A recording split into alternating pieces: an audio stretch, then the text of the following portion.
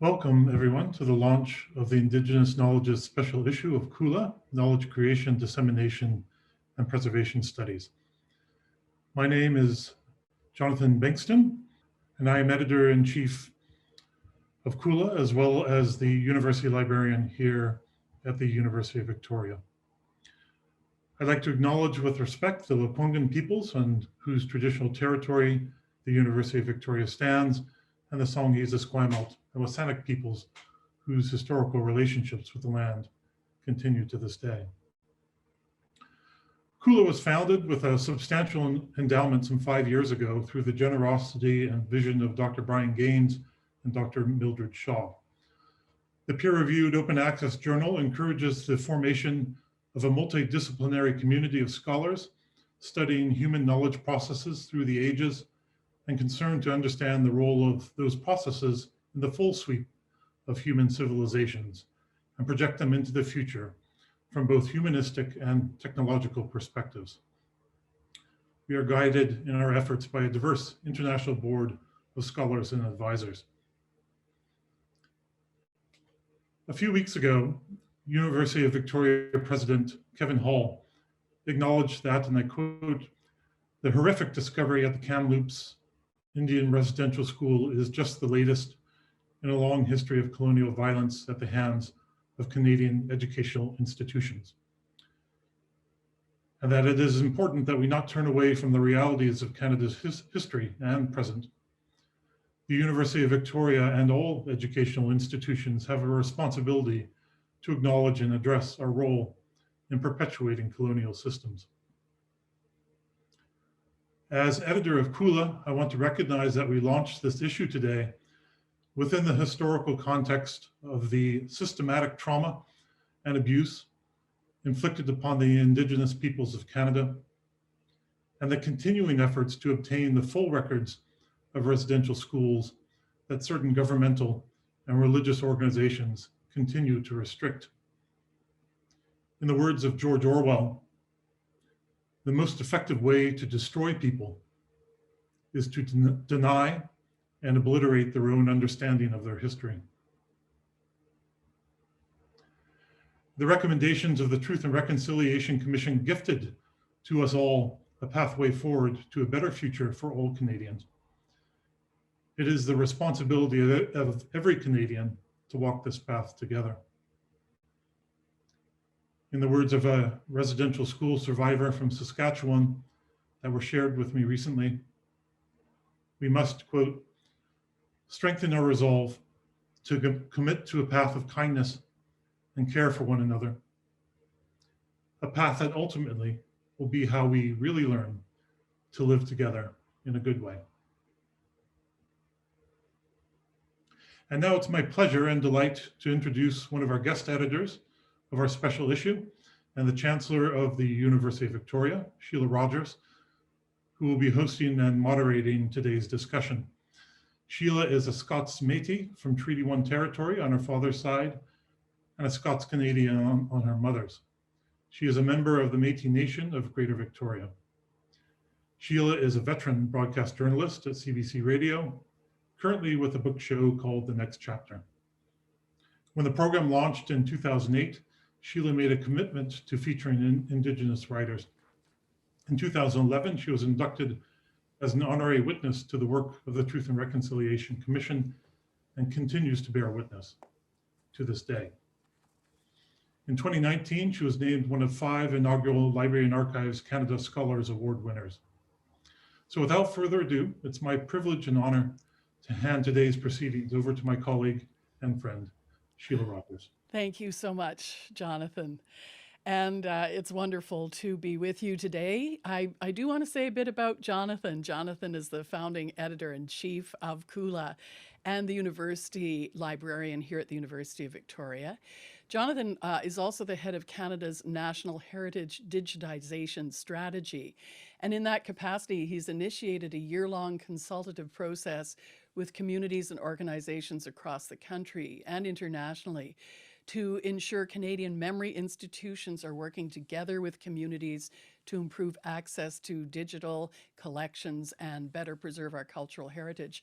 And honestly, it could not be more timely, the work that you are doing, Jonathan. So I say thank you to you as well. And also, Jonathan's given up the opportunity to be interviewed by me today, to allow more time for other people to be in the spotlight. At least I think that's the reason. But anyway, Jonathan, many thanks. And so I say to you, I squachel, good day. Heichke Siem Stelacha. It's so great to have you here. Thank you, honored friends, for being with us.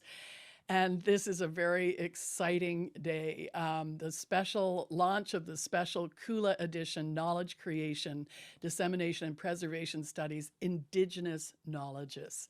I Quinis Kwangong Etla. It's good to see you all. I wish I actually could see you all, but I know you're there. I also know some of the contributors to this edition are here too, and a very special welcome to you. I'm joining you today from the unceded and unsurrendered territory of the Snuneymuxw First Nation, where I live and work. And on behalf of UVic, we acknowledge and respect the Lekwungen peoples on whose traditional territory the University of Victoria stands, and the Songhees, Esquimalt, and Wasanich peoples whose historical relationships continue to this day. And as we come together today, let's reflect on how we will act conscientiously to honor those lands and the people whose lands that we live on. Today, we will be presenting conversations with the editors of this special edition of Kula, and we're also thrilled to be joined by a number of the contributors. This event is being recorded as a companion to the journal issue, and there is no Q&A today. And we will be letting you know later on where the special edition can be found online. But to begin our time together, it's my very great honor and just a joy to call upon Elder May Sam to offer us a blessing as we launch this special day. Hi, May. Hi. Good afternoon. It's my pleasure to be here with you today to help as much as I could. And my traditional name is Switstisia from Malahat Nation, where I was born. Switstisia was my grandmother's name, and I'm really proud to wear her name, to walk in her shoes and stay kind and stay humble and always be helpful as much as I can. And today, with so many of our young people hurting, especially the curriculum in school, and they go home and ask their parents the questions about what they hear in classrooms. And it's just a really emotional time for parents to have to try and answer that. So I'm going to say the opening prayer for today and Halkamenam first, my first language, and then I'll translate, try to remember everything that I ask the Creator for. A blessing for you, everyone. Haishka. Kunemiks nask man's aid, manas aid, to Sanders praise, Lord. Nasi Haishka Tita Siem. Haishka the things yais at night quail. Zichumi nawasi lalamat the mug isili. Kusni yais at the school out. Nasi Haishka Tita Siem. Guam comes down the things yais, cause lalamat the slickest. The things yais at Nasquail. In nawasi, Zichumi slacken stuff the half and tamil. The Guanans we make the Sa Sainich Tamuch Nasi Haich Fatito Siem Aisha. I praise and I thank the Creator for a blessing for each and every one of you here today. A blessing for you and your family, your immediate family. And also ask the Creator to also bless your community where you're at today. Throughout Esquimalt, Songhees, Suk, and Saanich territory, ask the Creator to for a blessing for each and every one. And those of you that are at home in your community, a blessing for your community also. And I ask the Creator to bless you in each and every way, to give you a helping hand, a blessing for your daily work, and to carry on and keep your health strong, your heart strong, your mind strong. In each and every way, I praise and I ask you,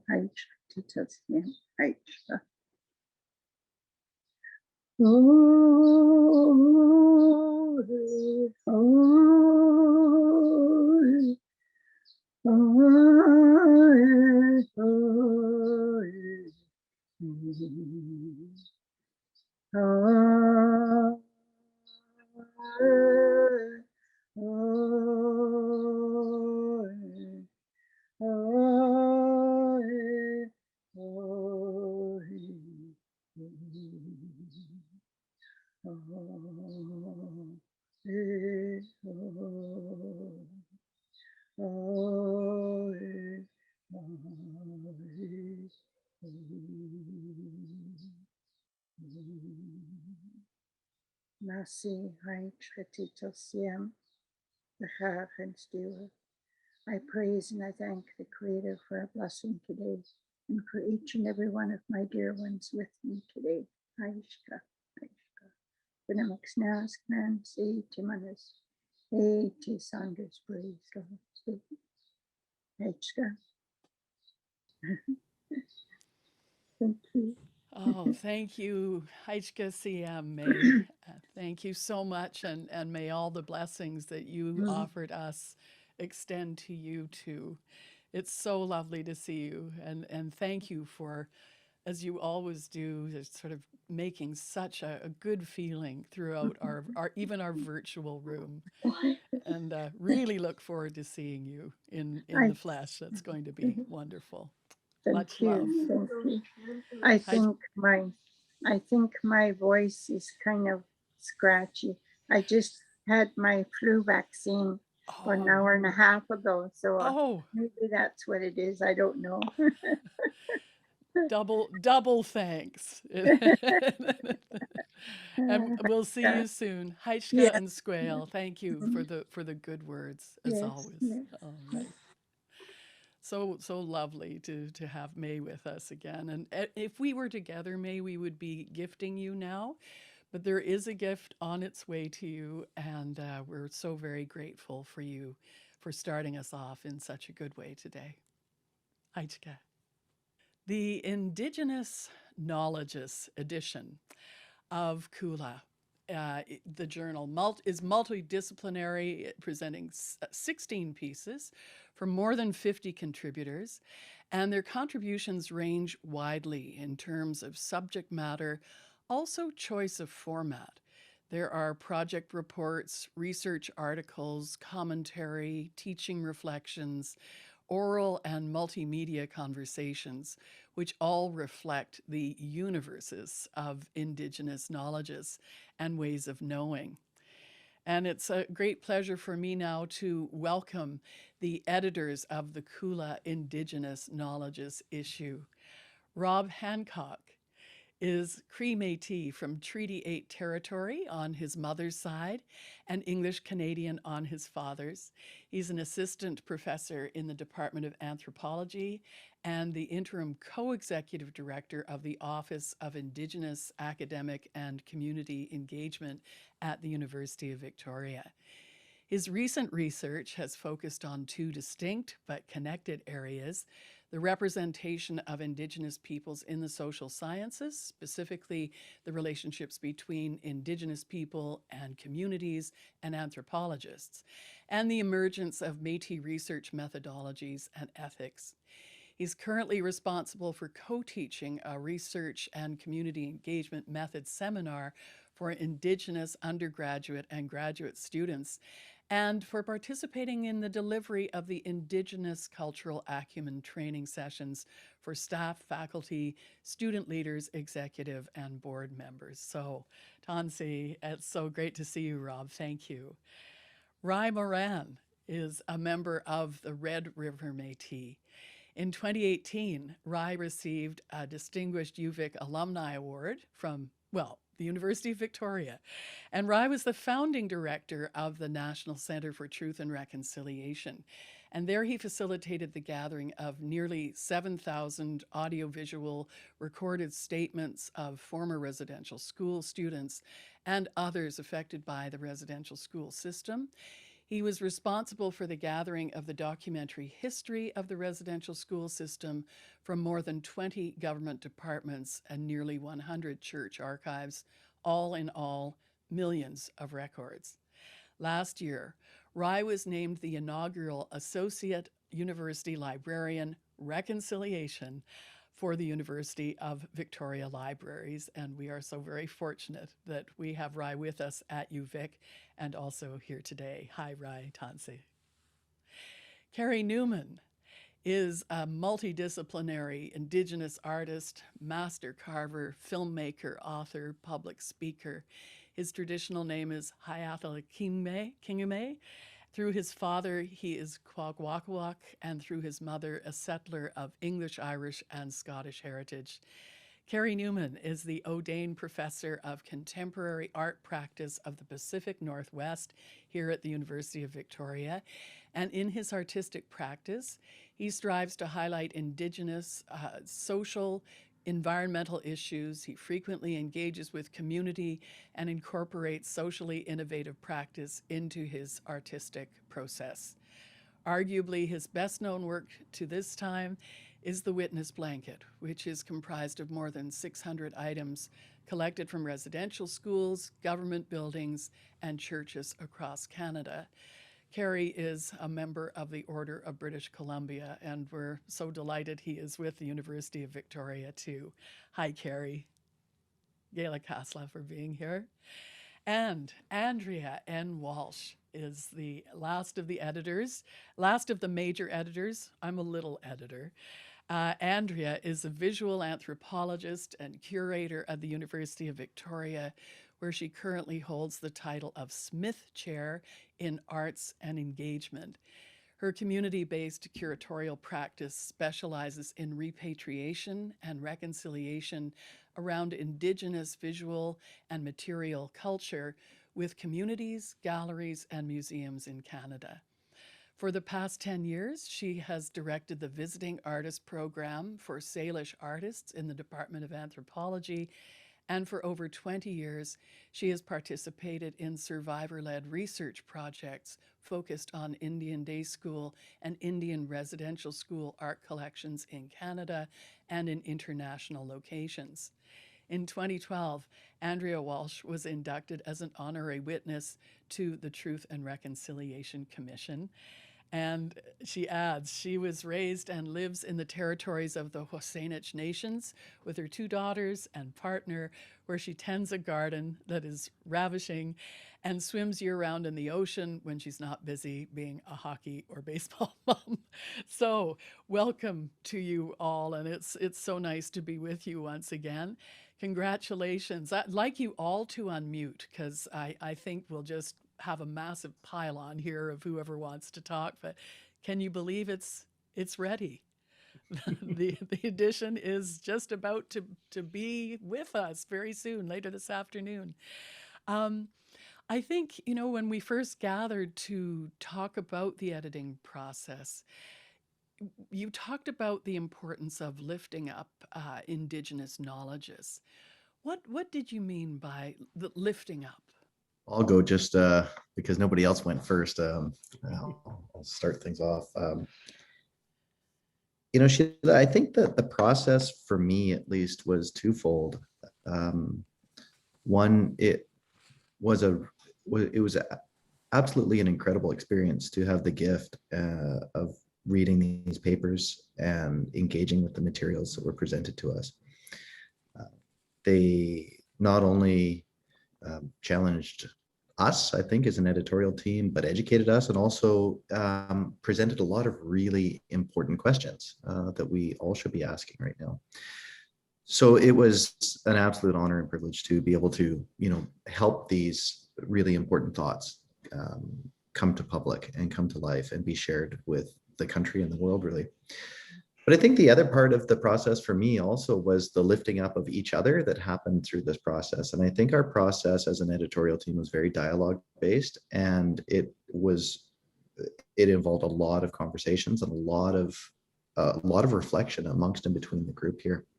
And I take that really, I really cherish that experience because, the navigation of how we promote and help all Indigenous knowledge is really be just a vital part of this society. Also challenges us to think through many things as we're doing it. So I found it a really enriching, engaging, lifting up experience just by virtue of working with the colleagues that I did on this process. And I'm just really super thankful for it. Something that comes to mind when I think about lifting up Indigenous knowledges, and something that we talked about often, was the ways in which knowledge is presented, and trying to figure out ways to meet knowledge in the way that it comes from community, not to force it into a narrow definition. So recognizing that knowledge exists in art, in music, in poetry, as well as in academic papers, and thinking through and trying to make space for knowledge to exist in different ways and to be shared in different ways through this journal. And working with Sam and with Jonathan and all of us together, it was a really interesting and enriching and gratifying experience to really consider what it means when we say Indigenous knowledges, particularly within the context of an academic institution. I'm just going to jump in here and say Sam is Sam McFarlane, who's the managing editor of Kula, and had the incredible challenge of trying to get us to meet periodically. So I will also name her chief cat herder, if that's okay with you, Sam. And if it isn't, you can just mute me. Rob, what was the experience like for you of co-editing? Well, I think I was going to also mention Sam for not just for the cat herding, but also for the very gracious way that she responded to our questions about how we can do things differently. Yeah. And so I think not only being open access, but online allowed us to have some really fascinating conversations about how to present the things that were shared with us, and I think, or the things that were offered to us to take care of and to share with other people. And so that was a really big moment for me, rather than just looking at word counts and worrying about page counts and doing that, to have the conversations and to be able to open those conversations with the contributors to say, a traditional academic research paper is fine, and if there's another way that you'd like to participate in this process, that's okay too. And then also the flexibility that Sam and Jonathan offered. I don't know, should I give away? I don't want to give away too much about the journal before it's released, but creating a whole new section in response, or a whole new type of submission in response to the contributions that we received, centered around conversations, was another piece that we didn't know what we were going to get when we put out the call for papers or the call for submissions, but then to be able to work with such a responsive team on the journal side to honor the things that were shared with us, and to be able to think outside the traditional norms of scholarly publishing. Mm-hmm. Andrea, I remember you pushing especially for conversation, and indeed you are part of a conversation with the Inuk artist Barry Pottle, and I'll be speaking with Barry a little bit later on. But when we first began, first I think when we began it was before the pandemic. Were there any gifts from the pandemic for the creation of this? This may be a really wacky question. I've asked them before. but in terms, I guess, of focusing on what was really important. Um, Um, I was gonna say, so I get the new question and these guys get oh no, I'm like teasing. just No. you know, I'll tell you something I've learned after 400 years of interviewing people.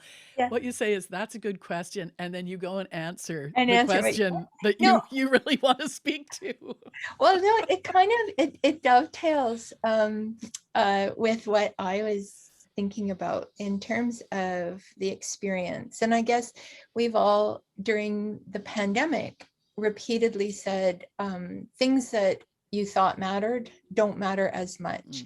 And many people have said, oh, it's the little things, it's those simple pleasures. And just before, as I was listening to the other responses, I was thinking this was not a process of amplifying grand gestures.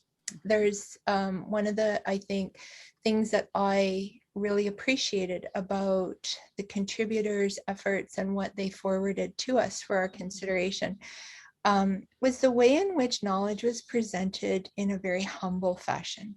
And I think that the humility that was expressed by the knowledge keepers who shared their knowledge with us was made a big impact on me. And also the way in which the editorial team, I would say, took very good care of what they were given to read, to consider. There was incredible care taken in the way in which we shared our responses to the contributors, in terms of the way in which we talked with each other and said, does this sound, is this helpful? And that's one thing that I heard the editors say over and over again is, how do we improve this? This wasn't about critique. This was about, we've been given something to hold and care for, and how do we engage respectfully with humility and bring what we can to the offering of knowledge. So I think it was those kinds of smaller, more precious, detail-oriented things that we thought about. And in that, I think that I know myself and the others, we started to think in ways that I haven't thought on other academic journals, in terms of notions of beauty and poetics. When we were talking about things that weren't art, and the way in which we thought about language, about whose knowledge it was that was being brought forward.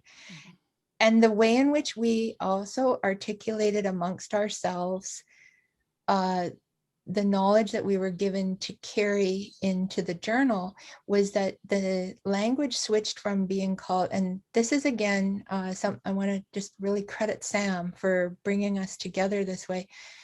The language switched from describing articles to describing the contribution I'm working with. And I think that that deep change in the way in which we ourselves started to articulate what we were doing and what we were working with, for me, will be a lasting impression. Yeah.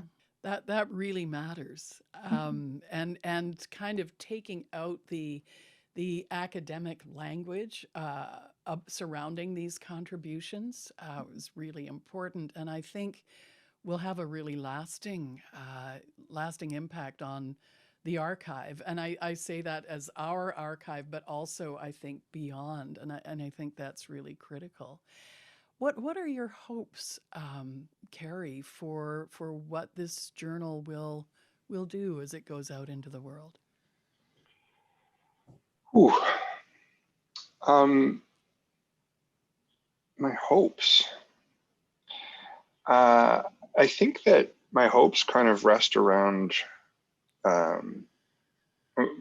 something that we encountered as a team when we were talking about, and Andrea referenced it a little bit, about the knowledge itself and whose knowledge it is when it becomes published, and how it's lifted from community or borrowed from and shared from community. And I've been thinking a lot about the idea of community authorship, and reordering the proprietary nature of knowledge generation, and and how we share it, because it came up. It's been coming up in my time here at UVic, just thinking about how from where I'm from, we don't necessarily think of something as coming from an individual. We think of it as coming from a way of being, from a collective. And I think about that a lot in the work that I do. I might frame a particular approach to a work, but when I invite people in to participate, they bring their own heart, their own ideas, their own skills and wisdom into that.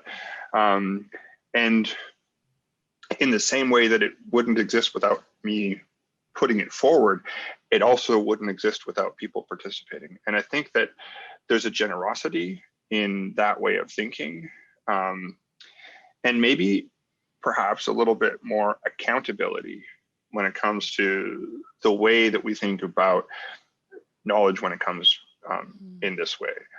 And so maybe that's a big ask, but that's something that I hope to see this collection and the way it's presented. I hope that it starts to engage that conversation. Rai, do you want to comment on that?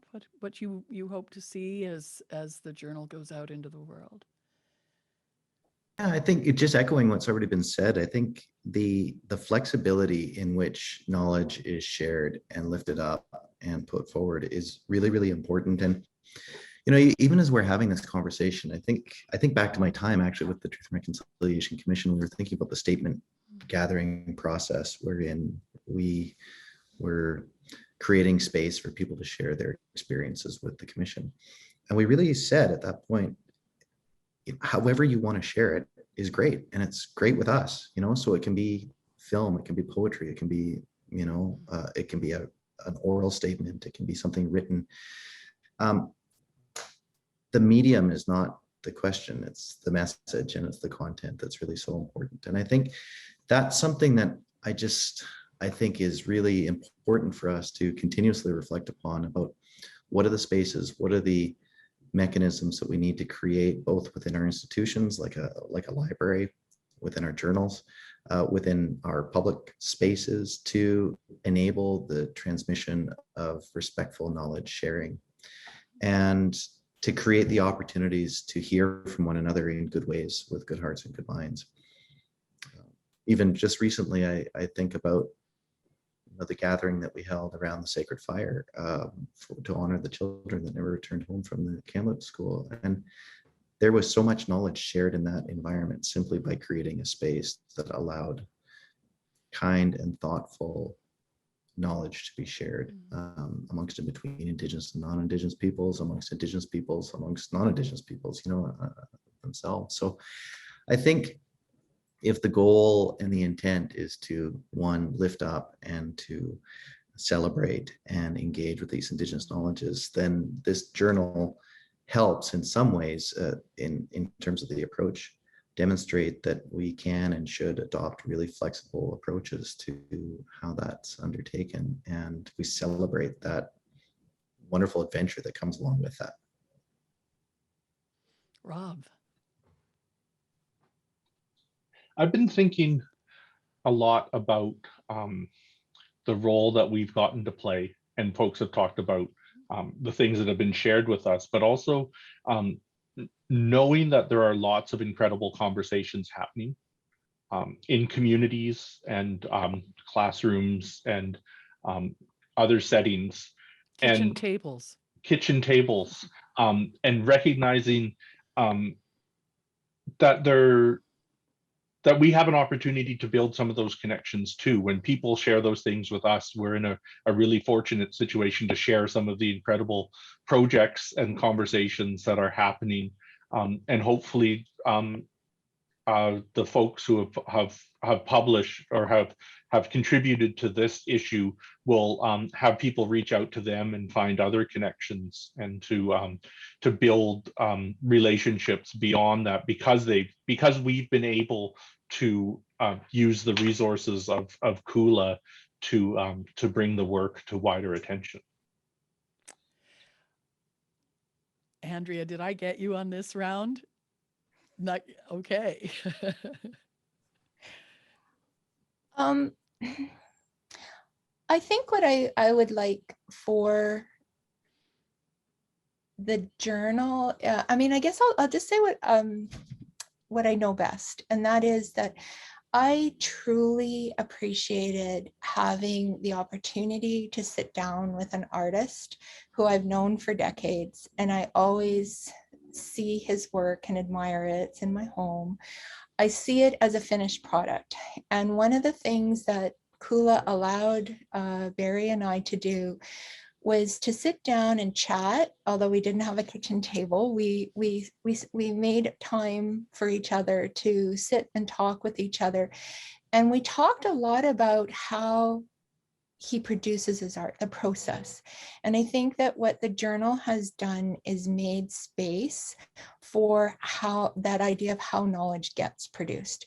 So although we see his beautiful images throughout the journal, the real contribution of this journal is to understand these absolutely I thought, even though I've known Barry for a long time, these beautiful hidden things about how he produces work, and done in us being able to chat in really important ways. And then I think what the contribution of that piece is that then when somebody goes to see his work in a gallery or sees the finished product, they understand a bit of how it got there. And so again, I guess what everybody's talking about as process, for me, that was a big part of the creating that section of the journal now that's about conversations, about how did we get here? And I think that we tend to devalue that journey, and more in the institution, we value the final product. And so the contribution of the journal for me is about making that space for those conversations. Yeah.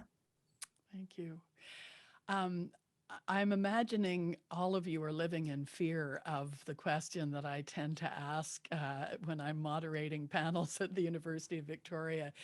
And, you know, my time as Chancellor is waning. And so, yes, I am going to ask it again, but I'm also going to answer it a little bit myself. My question is a quote from Tina Turner, "What's love got to do with it?" And I was so moved, and I feel very moved today too, about how the four of you approached your work with such love, with such a desire to see all of the contributions, the different types of knowledges, the ways epistemologies are represented, honored, and held up as they became part of this journal. So I wonder, you know, we don't talk about love a lot in the public discourse. And, you know, I can see May Sam just on top of us, who always talks about love, who always brings love into the room. I don't know if that was part of your thinking consciously or unconsciously, but it feels as though it was a part of it. I think I knew you were going to ask this question, so I was ready for you this time. I think that one of the things that, and I'm going to spin it a bit, one of the things that I felt really strongly in this was responsibility. Mm-hmm. And it's not the same kind of responsibility like making sure that that things line up and make sense. It's like when we're dealing with Indigenous knowledge issues, I felt a deep responsibility to ensure that the things that we were approving, the things that we were sharing back, and Andrea touched on that we were doing it with love, that we were treating the knowledge itself with love. But that turns into responsibility. And so I felt that, and I know often, and Sam can attest to this, although she would graciously deny it, that it would that love would slow the process down, because when you really, really care about something, you're afraid to just make a quick decision. And so that would then bring us back together to talk, to share, to bounce ideas back and forth, and to really deeply consider the things that we felt strongly about, to make sure that we weren't just responding or reacting to something else, but that we were I think that love, that's how it surfaced for me in this. It surfaced as responsibility. And then time and time again, it brought me back to these other incredible people who I had the privilege of guest editing with, to share ideas and thoughts, to make sure that the way that we were doing the work was with love. I might just echo that a little bit more too, and I think that is one of the I think the sense of responsibility is certainly something that I too felt, and I know that we had a lot of conversations amongst this editorial team because of the deep respect that we had for the contributors, sharing what we see as both precious gifts, I think, with the journal. And I suppose, one of the articles is very, very important. I mean, it talks about, knowledge systems, Indigenous knowledge systems. And I think that really reflects the collective responsibility that comes along with maintaining and sharing Indigenous knowledges and all the structures and everything that goes around that. So I think the love, if I was to express my love, it's again, this profound sense of respect or responsibility to all the many voices that are out there that have been speaking and making efforts to share and to promote and to lift up those Indigenous voices. And I think that sometimes, what Carrie was saying, one of the opportunities and the challenges is because all those voices are kind of present at any one time when we have these conversations, and it's taking great care with really important and special things that I think really drove the process, and being very, loving, very respectful, being very, very deliberate in our care of this information that, again, is very humbling to be on the receiving end of, and then the duty is to pass that forward in a good way. Andrea? Well, I was just thinking about how the journal being in the format that it is, like on the internet,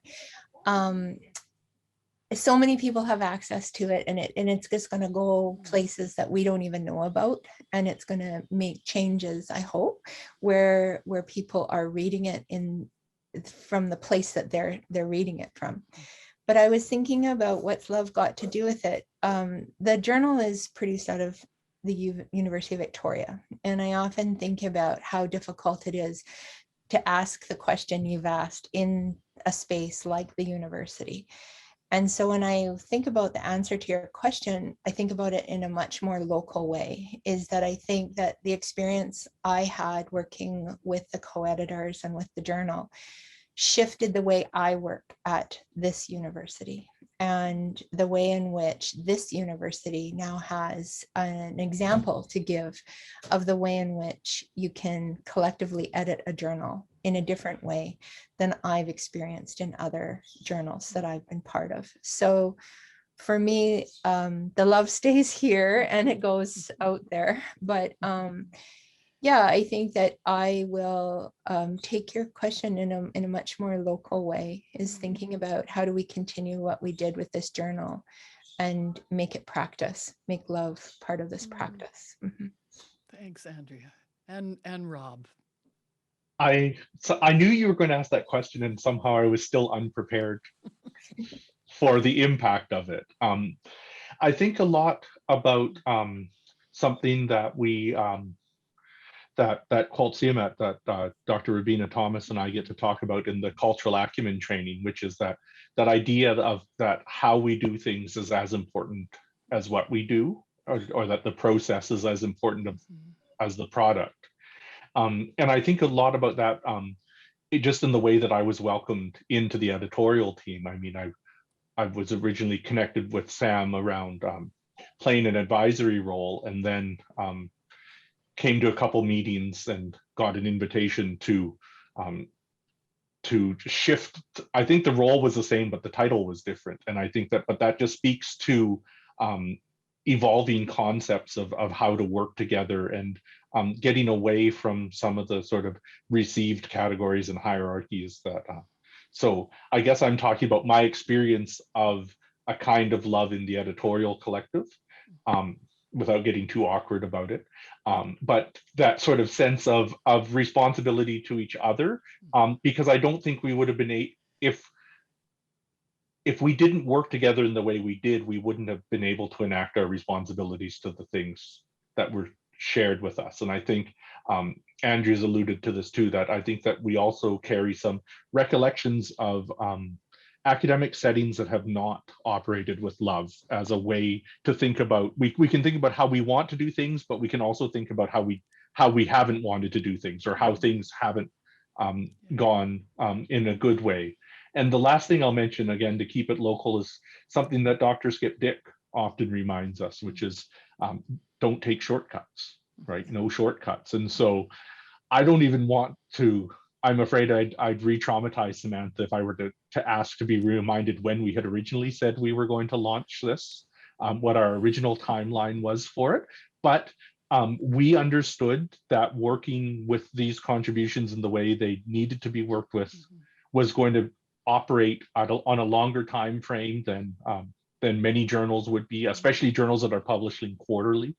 But also, again, a great deal of appreciation to Sam and Jonathan for essentially, the way I recall it was being told, do what you need to do to create the issue that needs to be created with the things that have been shared with you. And so here we are on the day after National Indigenous Peoples Day, coming together to share this. Thank you all, Andrea, Rye, Carrie, Rob. It was a pleasure to speak with you today, and also to be able to be in on some of the meetings with you. A real honor. And thank you for the way that you work together in such kinship. We're moving on now to some of the contributors who have made contributions to this special edition. And very, very fortunate and honored to have with us today Jessie Lawyer, Daryl Lawyer, and Barry Pottle. Barry's the co-author with Andrea Walsh of Evolving Knowledge, the photography practice of contemporary Inuk art photographer Barry Pottle, and I'll be speaking with him a little bit later. But we're going to start with Jessie Lawyer and Daryl Lawyer, co-authors of Talking with My Daughter About Archives, Métis Researchers, and Genealogy. Jessie Lawyer is Cree Métis and a member of the Michel First Nation. She grew up in Calahoo, just outside of Edmonton in Treaty 6 territory. She's an academic librarian at Mount Royal University in Calgary, and her research looks at Indigenous perspectives on information literacy, using kinship and relationality, using specifically Cree perspectives in thinking through some of it. And she's written about how we think about care for each other and thinking of emotional care as part of information literacy, and also concepts of kinship. And speaking of kin, Daryl Lawyer is her father, Cree Métis, lives in Calahoo. He's a self-taught genealogist raised by his grandmother, Clara Lawyer, I believe, right? Is that right? Yeah, née Cunningham.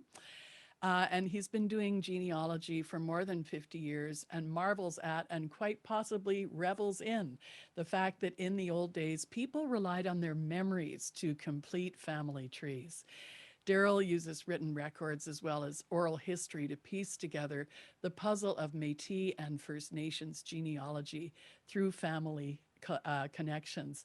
So wonderful to have you both with us, and your contribution is called Talking with My Daughter About Archives, Métis Researchers, and Genealogy. First of all, it's a kitchen table discussion, and I referenced that a little bit earlier with the editors. Jessie, why is the kitchen table important? So because it was the pandemic, we didn't actually get to be around a kitchen table. So we were on a porch, but we made it work. But no, the kitchen table, it's where everyone's gathering, it's where you hear stories growing up. It's where people linger after they eat together.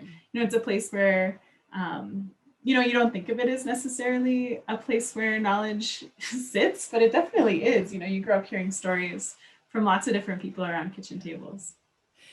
I just a couple of weeks ago, Sherry Farrell Rossett and Gregory Schofield were together, in each other's kitchens, right? They couldn't be together in a kitchen, but they were talking about the kitchen table as like a real methodology for the sharing and dissemination of knowledge. So it's a thing. And they were talking about beadwork epistemology and ways of knowing through beadwork. But so I really like that idea. But the other thing is your contribution, we can listen to it as well as part of this journal. So we know you were outside. We could hear the birds chirping in the background. It was great. It was great. Daryl, as a Métis genealogist and researcher, what has your experience been like navigating the archives? Oh, well, it's a little bit frustrating at the beginning, and you have to learn far too much. It's not easy. And you have to get through all the roadblocks. You have to kind of figure out what you're looking for and just keep on looking. Yeah. Will you tell us about some of the roadblocks, Daryl? Well, some of the roadblocks are, just how old records were written.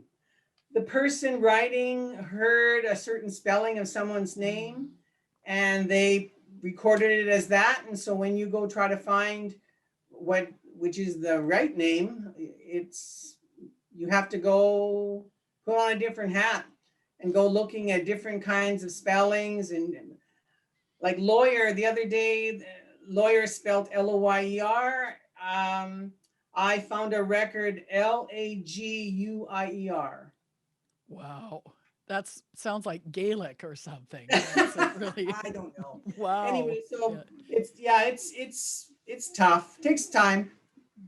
There's a really great example in your contribution, and it involves the word liver, Sean. Oh, Yeah. One of our ancestors. That's my great grandfather. And everybody, that was just his nickname. And everybody knew him as Liver Sean. And even when I first started doing genealogy with my grandmother when I was just a kid, I wanted to know who my grandfather's grandfather was. And it was like Liver Sean. And so I wrote down, how do you write down Liver Sean? And so I wrote L-I-V-E-R Sean, S-H-A-W-N, because I knew somebody down the road by the name of Sean. So it was Liver Sean, and was like, what?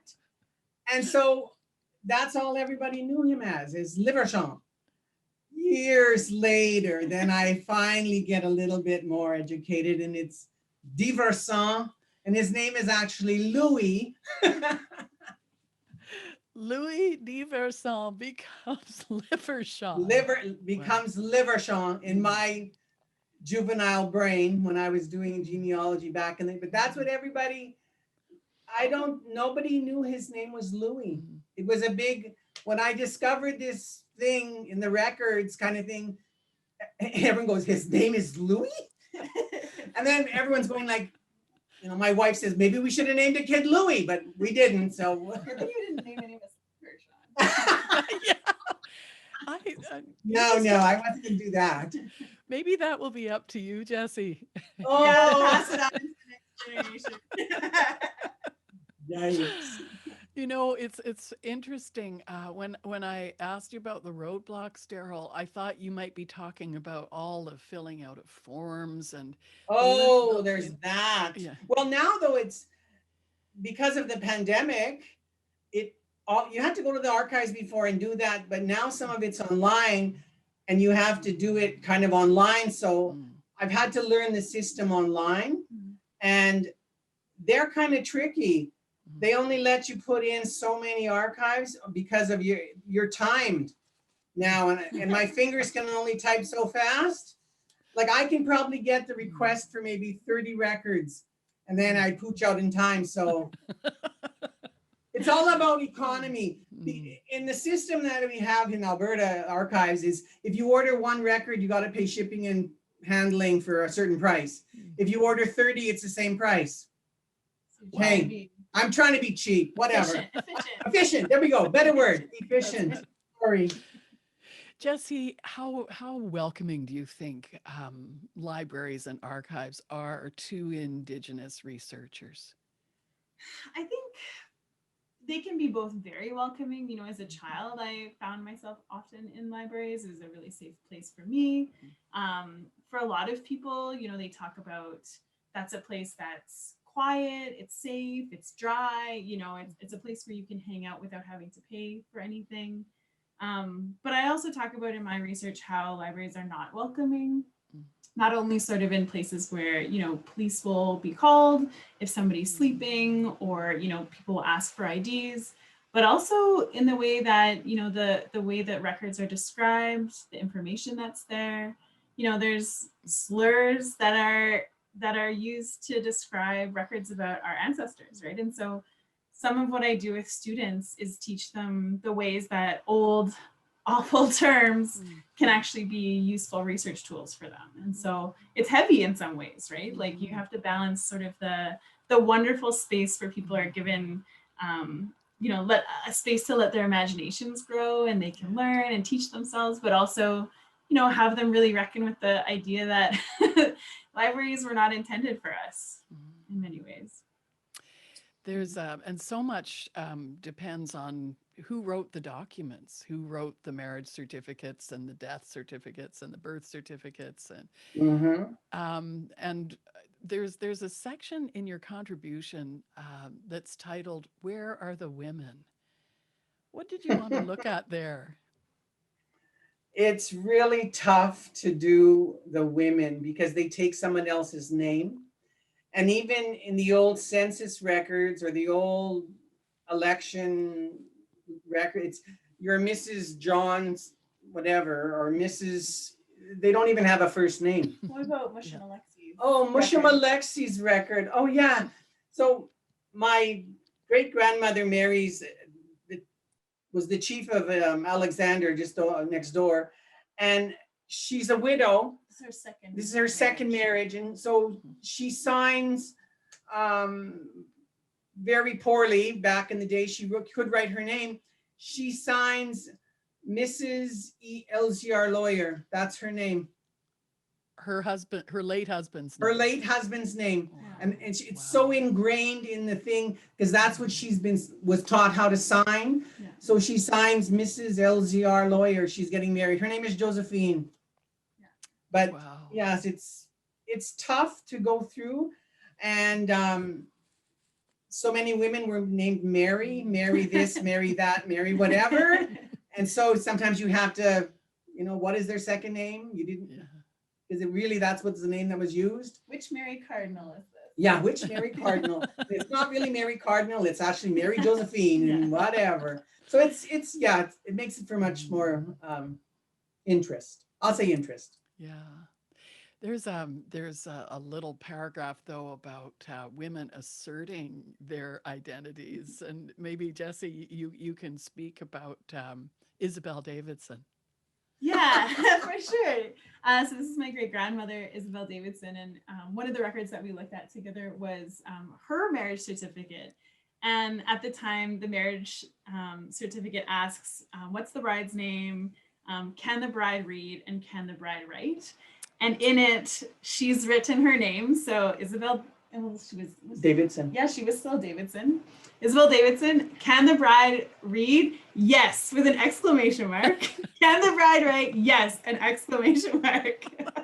She was a teacher. She was a teacher. Yeah, she made it very clear. Yes, she can. I love that. Power through punctuation. Yeah. Daryl, you say some types of records are more accurate than others. What is not maybe the best place to go for accuracy? Ooh, that's a tough question because I found mistakes on all records. I find mistake in, say, a wedding record where the parents of the, say, groom were actually who raised him, not his parents, like raised by his grandparents, much like I was. So I could have put my grandmother as my parent and nobody questioned them, whatever. No, it just, that's who. So I'm getting records going, no, I know who your mom is, and that's not your, that's not your grandparents kind of thing. So there's that record. Another one is really, really common is on a death record. It's the informant. The informant, it's a time when they've just gone through a loss and they are being asked, when is this person's birthday? Where were they born? Et cetera, et cetera. You get the most bizarre things sometimes on a death record. They're grieving. They're grieving Yeah, and yeah. they're trying to answer for the records, for the government. What's another one would be census. Census is absolutely the worst because I've had a woman, especially, go from different census years, and she has a very fluctuating age. Because birthdays were not really celebrated back in the day. And so, how old were you? Well, one time she's 35, and 10 years later, well, she's 38. And then 10 years later, she might be 50, and then 10 years later down, she's back being 45. I'm kind of like, what is going, this is the same person. I know it's the same person. She's got the same kids. Usually they're pretty good with the kids, but the husband and wife, you really got to piece through it. So when you hear something like that and how information can really shift on a document, it's really important to have the oral recollection. Oh, for sure. For sure, for sure. See, because way back when my grandmother was still alive and she had all of that history in her head. And so I'm going through now with the computer system and updating all of these old, well, I guess they're old people. They were old people then. Oh, I don't know if you can see that. I was just, oh no, I guess with the screen you can't. I was hoping to show the picture of your grandmother, but anyway. Oh, Yeah, sorry to interrupt you. yeah. No, and so they were going through and so I'm now going, no, this person cannot be this person's child because they died over here. And I know they died. They died of, say, in the Spanish flu. That kind of thing, you know, and my grandmother was 18 then. So she lived through that. And during this pandemic time, I wish she'd have been alive because that's something they didn't talk about now. Maybe in 20 years, we won't talk about COVID because it'll be gone. But they lived through the Spanish flu and buried people and everything else. But that's something that they didn't talk about much. We talk about all kinds of other things. Yeah.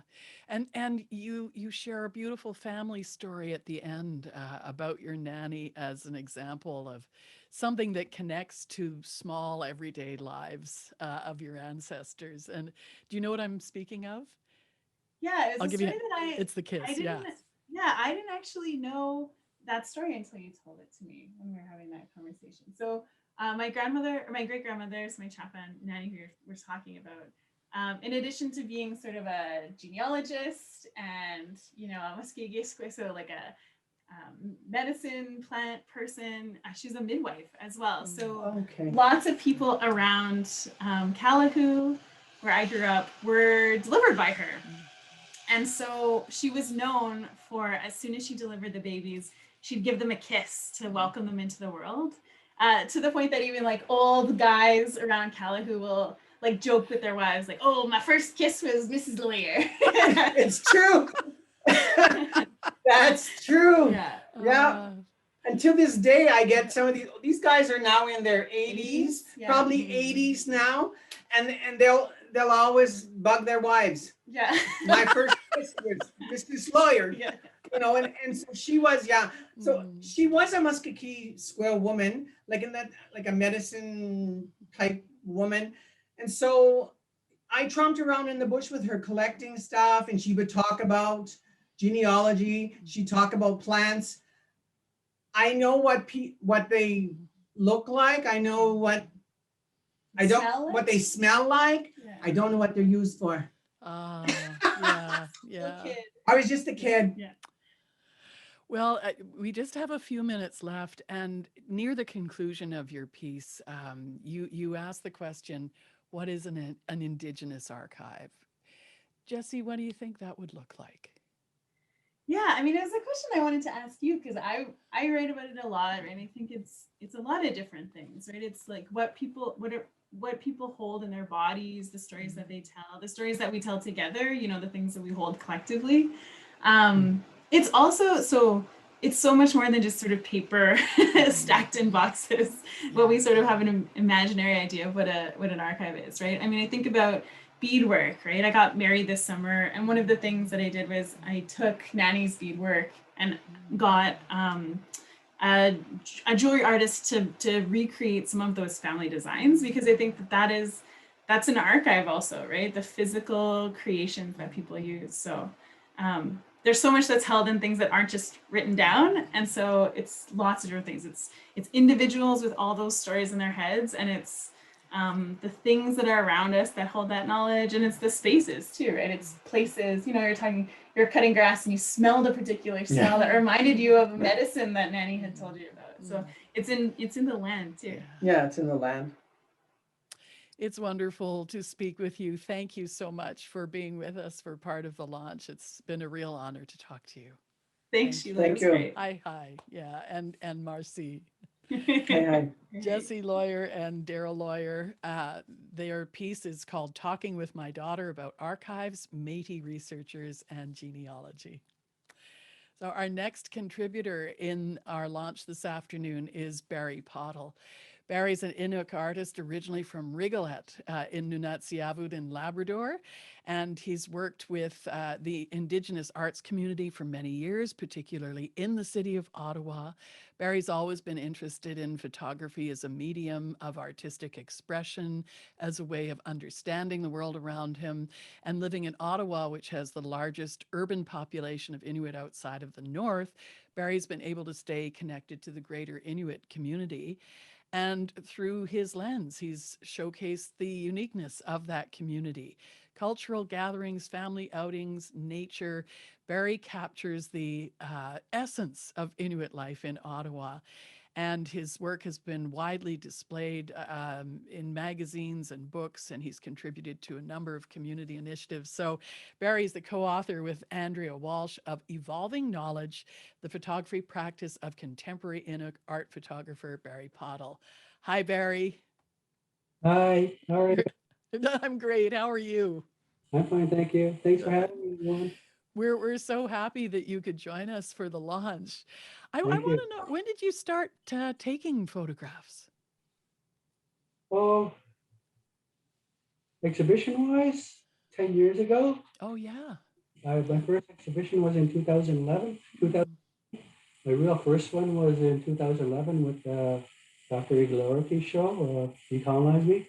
But before that, about 2 or 3 years before that, starting in around Ottawa, doing photojournalism and that sort of stuff, taking pictures of things around town that's happening, whether it's an event or a community gathering or something like that. So, around 2006, 7, somewhere around there in that area, I started taking photographs of the photojournalistic aspect to it. And seriously started doing photographs just after 2011. Yeah. And when did you move your practice from, say, photojournalism into art photography? About 2010, 2011, around there, when I started looking at what I can do in terms of art, what is art in terms of photography, what is Inuit art, what can be created. So yeah, 2010, 11, somewhere around there, when I was doing the awareness series, when I started looking at that as a potential project, is when I really started looking at it from an artistic perspective. Do you remember your first camera? Yeah, my camera. Yeah, it was a 35 mm film Canon camera I got on Club Z points. That's how I actually came into, like, I had no intention of doing photography or art actually, but I got a camera through Club Z points, and I started taking pictures, and it I guess blossomed from there and went from So yeah. It was challenging. A 35 mil film camera is challenging. Different from a digital, of course. Yeah. This is where I started doing it. Yes, using my first camera for Club Z points. Thank goodness for Club Z. Yeah, no kidding. Yeah. I had a ghetto blaster with it too. So, That's great. but it lost a lot of money at Zellers, right? Yeah, too bad for that. Yeah, no kidding. You know, Barry, I know your brother Derek, and I know that you have artists in your family. Had you ever considered any other kind of art practice? When I was young, I was doing a bit of drawing and sketching when I was like 10, 11, somewhere around there. I started looking at drawings and trying to sketch mostly comic books, reading comic books and everything. So I tried doing that. I wasn't very successful at it. I tried doing rings, but I couldn't take anything out of the stone. So I couldn't see anything in the stone. So that didn't last too long. A bit of writing, tutorial writing, a bit of poetry, but not much other. Just I had no intentions of being an artist whatsoever. I just happened to fall a few years ago.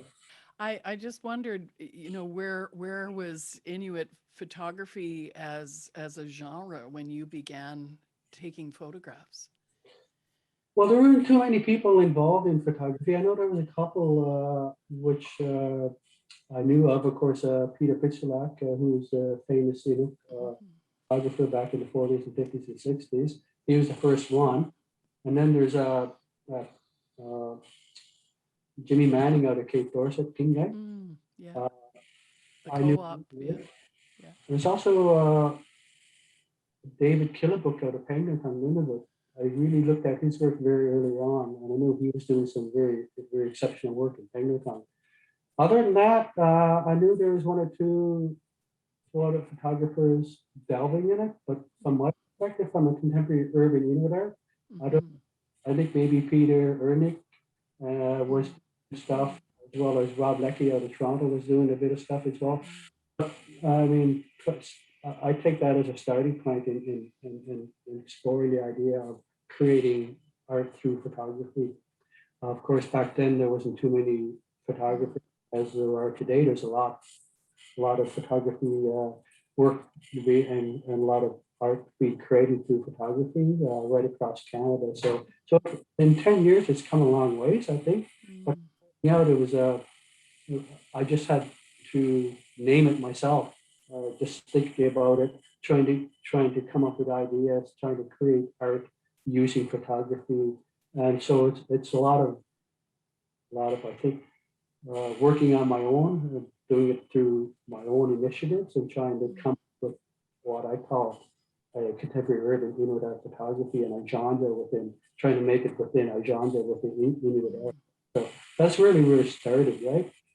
So what does that mean? Contemporary urban Inuit art photography. I'm still trying to figure that one out myself.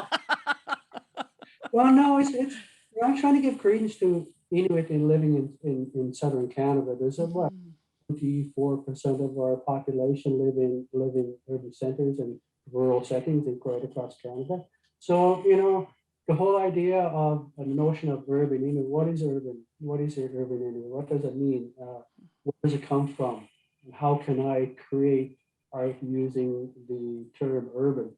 Right? What does it mean? So a lot of it has come out from my own thinking and conceptualization of what it can mean, what it can do, and how can I approach photography in an urban context, right? And I'm also trying to give credence and some recognition to Inuit who may have been born here and who have never regions before, who have parents from the regions, or the parents are moved out of the various four regions, or some people who opted out or left the regions, respective regions. So I'm just trying to give that notoriety and that to what I call contemporary urban Inuit art photography. Right? So just trying to give some respect and trying to I think highlight my community here. What does your practice mean to your home community in Nunatsiavut?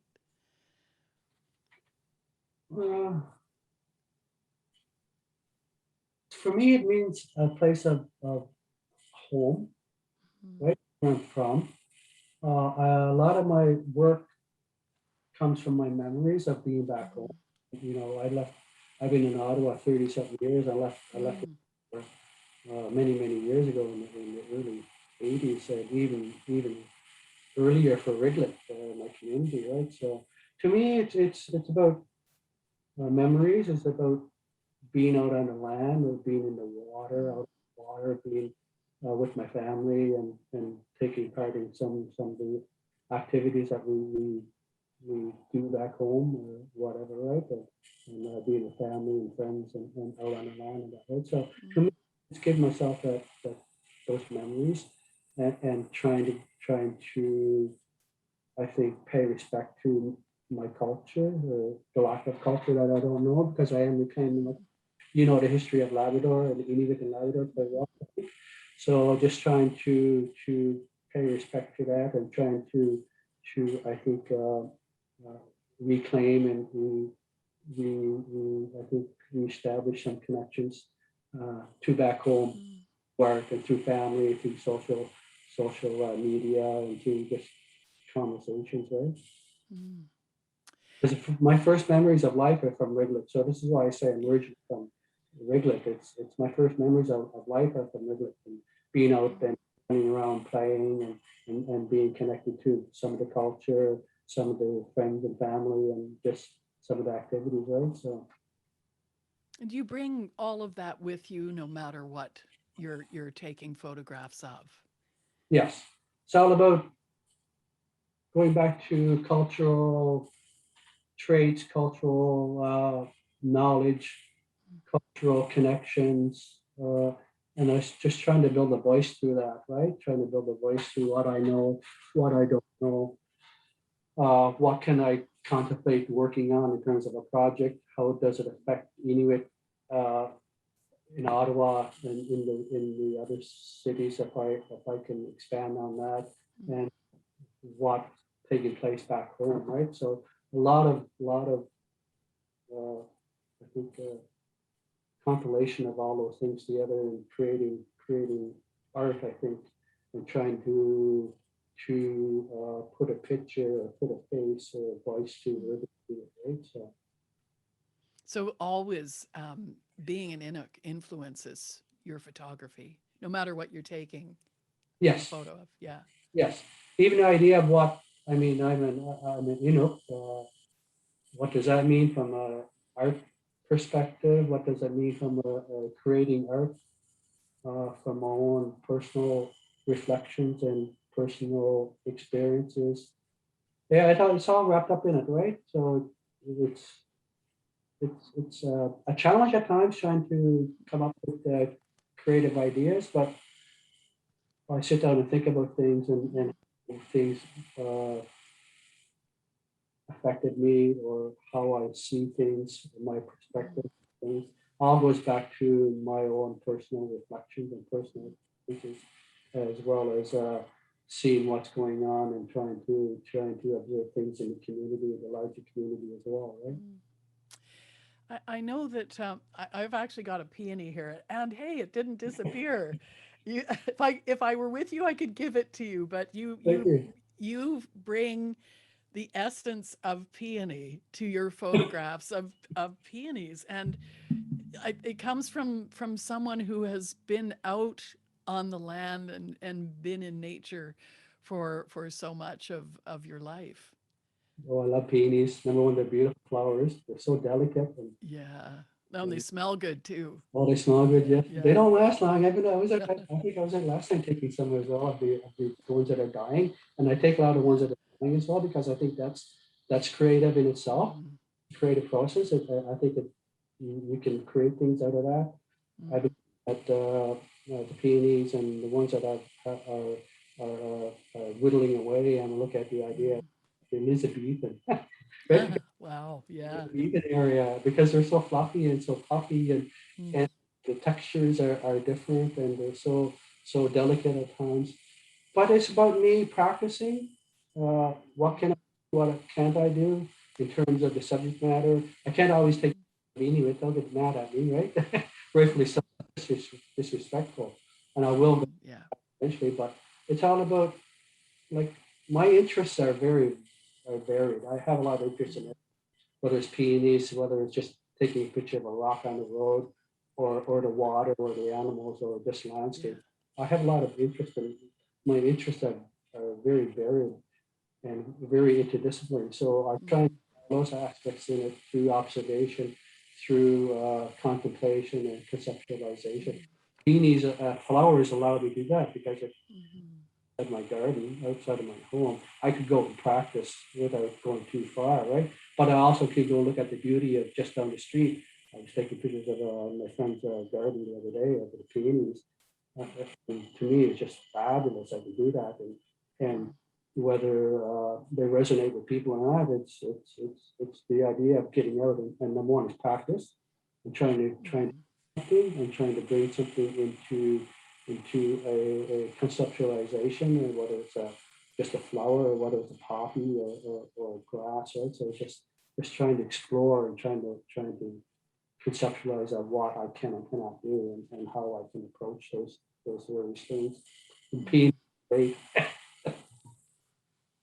Like, just like how many Inuit photographers are taking pictures exclusively of flowers or peonies, right? It's all about opportunity. It's all about what has been done, what can't be done, what can you do, how can you do it, and how can you create, and what resonates with people as well. I think that resonation is very important for me as well, because it's a lived experience, and it's a not trying to bring forth as well, right?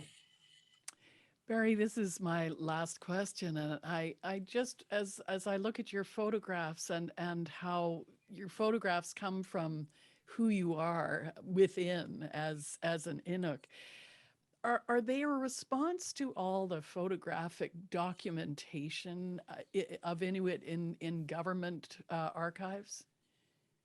To a certain extent, yes. Because if you look at government archives, I mean, a lot of the photographs are taken from by people who are not part of the culture, who come into the community, or come into the igloo, and focus it that way. So you're focusing directly inward, right? So I want to reverse that and bring it outward as well too. Right? So a little bit of both. I think I'm just trying to, put a voice to people are here. Right? It's a living, we're living here. I mean, it's in the moment, right? So we are living, we are engaging, and we are part of the community, right? And as opposed to somebody just taking a picture and not naming it, and unknown, and not really giving a sense of who it is, subject matter, or whatever. So I'm just trying to add to what I know in terms of that topic, in terms of archives. So a few years from now, people will say, well, this was a living history. This is now, right? As opposed to somebody not known taking it, and not really understanding, or not engaging, or being engaged in the community, or in the subject matter itself, right? So to me, government archives are sort of, they have the usefulness, of course, right? But to me, it's I'm just trying to give that different perspective, that other perspective, and to say, yeah, we are here. I'm just recording as a person from the community, from the culture, and from I guess the perspective of artists. Thank you so much. It's Thank been you. wonderful to talk to you like this, and You. thank you, Nakarmik, for your contribution to this journal, and for your conversation with Andrea Walsh as well. Take care, Thank and you. say hi to Danny and Derek for me. I will. Thank you. Okay. Take care. All the Thank you best. very much. Barry Pottle is the co-author with Andrea Walsh of Evolving Knowledge, the Photography Practice of Inuk art photographer Barry Pottle. And that's just about it. Our time has flown by. I want to offer my gratitude and thanks to Jessie and Daryl Lawyer and to Barry for being such a wonderful part of the launch of Indigenous Knowledges. And it is just such an honor to speak with you three. Oh, there you are, Jessie and Daryl, and also to Barry. I thank again May Sam for her words and prayer that wove their way through our time together. And how lovely that you stayed with us, May. I just felt so good knowing you were right there. That was really wonderful. Lots of love and respect. And thank you to the editors, Rob Hancock, Ry Moran, Carrie Newman, Andrea N. Walsh, who made every editor meeting like a visit. And my own learning from you is absolutely profound, you guys. I feel sutured to you all forever. And thank you to all the contributors to Indigenous Knowledges for sharing your work and your knowledges and your passion and your truth. This issue adds so much to a greater understanding of Indigenous knowledges and the understanding that there's so much more to understand.